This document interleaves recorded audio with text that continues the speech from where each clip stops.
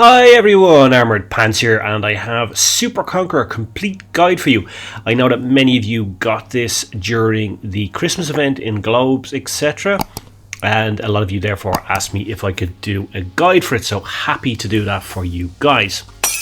Now, as always, we'll have a look at tech spec, and we will use blitzhanger.com for that. And also we will discuss the origins of this tank, etc., because this is actually a real tank. It is a variant of the Conqueror tank, and it was developed during the 1950s. And it has kind of interesting history to it in that it basically was developed as a reaction to the proliferation of anti-tank missiles. Anti-tank missiles, of course, use mainly heat, and therefore that's why this tank has so much spaced armor, which we'll have a look at in the tech spec. So, moving on to tech spec, in terms of provisions, I would run T, improved fuel. I'm putting in T, that maxes out your performance in terms of view range, reload, crew skills, etc.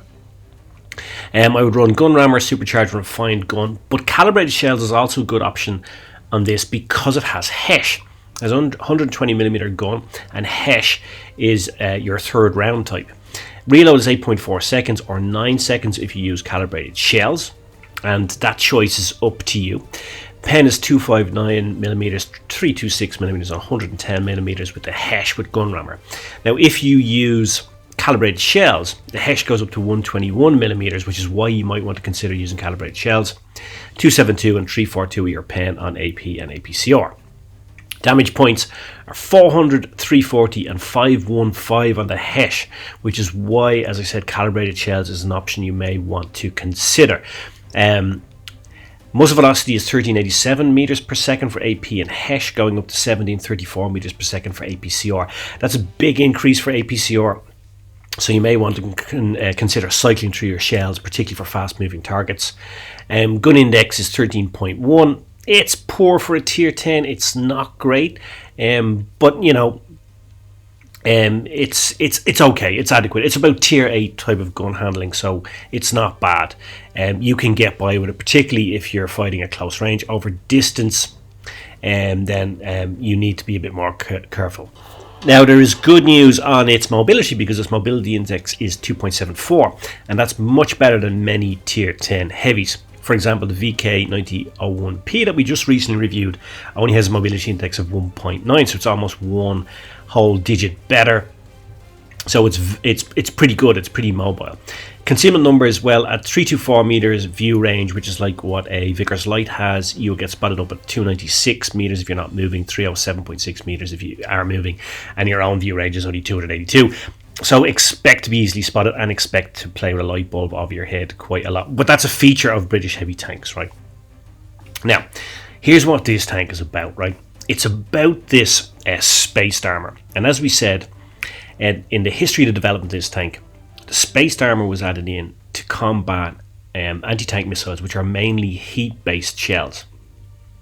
And spaced armor, as we know, basically it causes heat or HE or HESH to detonate before it hits the main body of the tank, and that's why it was developed for this tank, to combat those anti-tank missiles. And you can see that it has it all over except for the back and the back of the turret. Now, why is this important? Well, in tier 10, when you're playing, you're going to come up against a lot of HESH rounds, heat and HE rounds, particularly from the big guns, right? So the big alpha rollers are going to be trying to fire heat at your side and back. In this tank here, it's very difficult to pen this tank with HESH, HE, or heat. So it's a lot of protection, even front on. It has 10 degrees of gun depression, 15 degrees of elevation, as we look at it here. And here's a typical profile of it coming over a hill to fire using that gun depression. The turret is almost impenetrable. And the other good thing is, even if you just pop a part of the top of the hull over, you're also showing spaced armor. So therefore, again, HE, HESH and heat are not going to pen you or have very low rolls. It does 36 kilometers per hour, 16 reverse. So it is relatively mobile. It has an okay power to weight ratio, and it has that good mobility index for a heavy. And that's why this tank has a number of tactics open to it. Now, the first and obvious tactic is to go hull down. This tank is a hull down monster. Maybe the most effective tank in Blitz at hull down, because Other hull down tanks, big heavy rollers, can fire HE at you and get 300 or 400 roll. That ain't going to happen with this tank because of that spaced armor on the turret. They're going to get 0 or a tiny roll on you. So that is its primary tactic, right? Look at the front of it here. It's really pink. It looks like a T-Mobile advert, right? It is really effective at going hull down. You can, of course, also go front line, but be aware that the lower part of the hull is vulnerable. It's not as good as an IS-7 and IS-4 for going front line. But if you can get into a position where you're protecting that lower plate, this tank will deliver time and time again. Depending on how you want to play it, if you're going to go front line in this tank and you're going to be firing into the front of the enemy a lot, and you'll see this in the gameplay we're going to look at, then you don't really need to go with calibrated shells, because you're probably not going to get the maximum use of the HESH anyway. If you're going to go play more hull down, then definitely you want to run refined gun supercharged, because you'll be firing from distance. You're going to have to make snapshots, and you want to maximize out the gun handling, reduce for example dispersion, etc., because as we know, dispersion is basically your maximum deviation from the target, so basically it's your propensity to miss, right? Now in this game, by the way, I'm going to go front line. I'm going to be front onto the enemy most of the time, and you can see that I'm not running calibrated shells. I just like to fire more often, but that doesn't mean for you that gun rammer is always the right option. Calibrated shells can often work.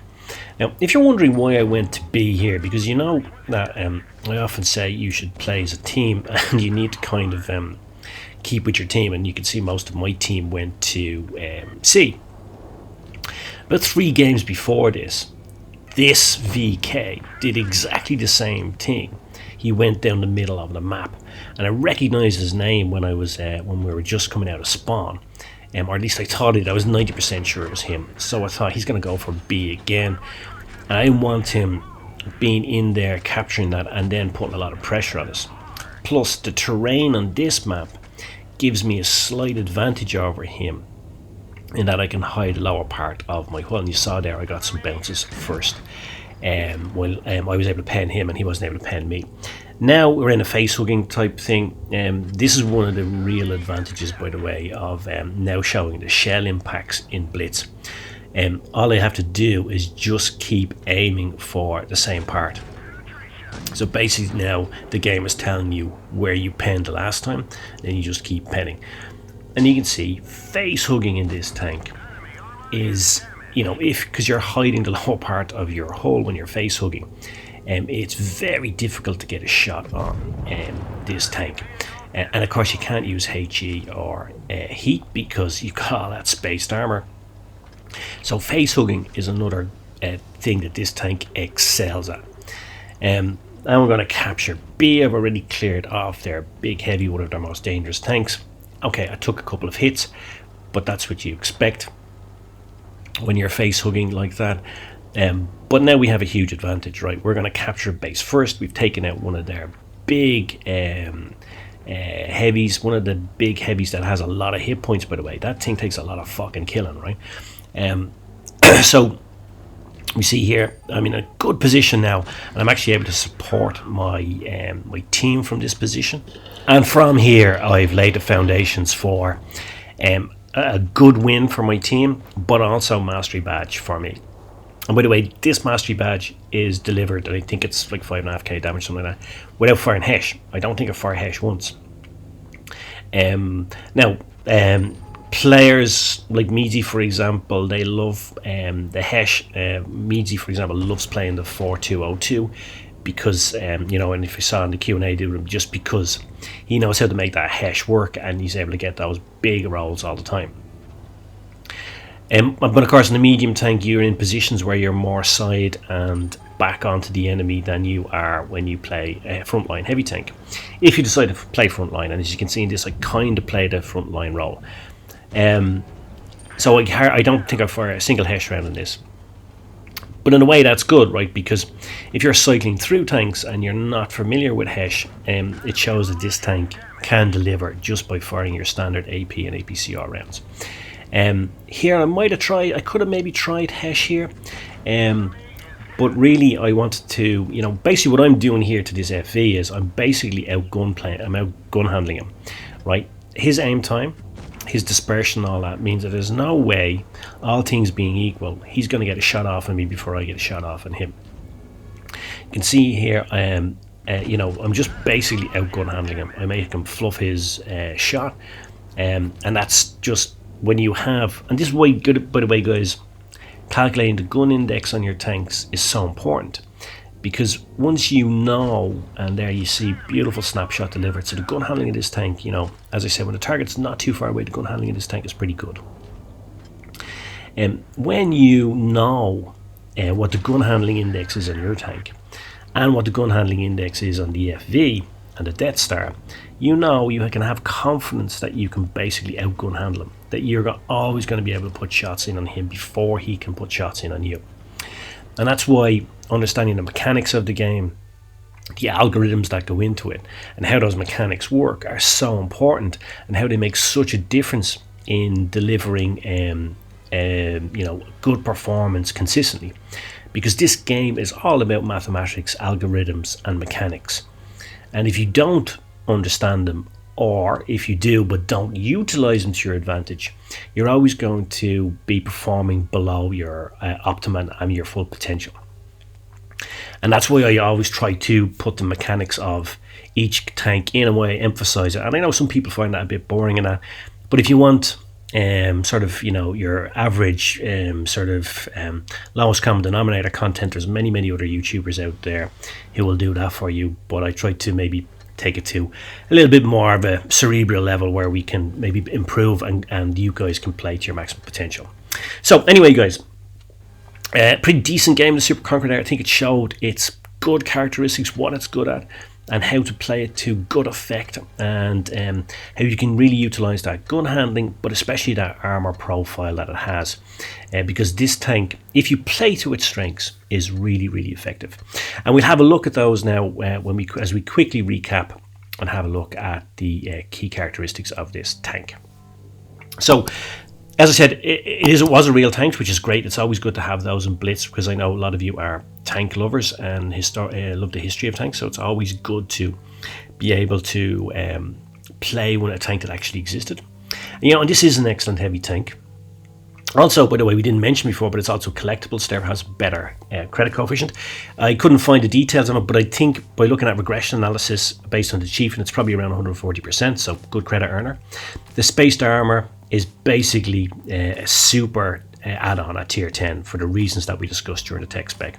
Gun depression and turret armor are really fantastic in this tank. As I said, it's possibly the best hold down tank in Blitz. And that is a winning combo, because this thing is a hold down monster. Of all the tanks I reviewed and all the tanks I've played, I can't think of a better hold down tank than this. So that should be your primary thought, your primary go-to tank tactic in this tank. It also has decent gun handling. Okay, it's not brilliant. It's around, as we said, it's around tier 8, tier 9, but it's good, and better than some other heavies like the VK9001P, for example. And it's a good solid performer if you play to its strengths, right? It has that vulnerable lower plate. It's not an IS4, so if you're not cognizant of that, you can't come a cropper. But play to its strengths, as we discussed during the tech spec, and you will be winner chicken dinner. So cheers, Mush. I hope you found it useful. I hope you found it enjoyable. And now I guess all remains for me to say is, as always, pants off.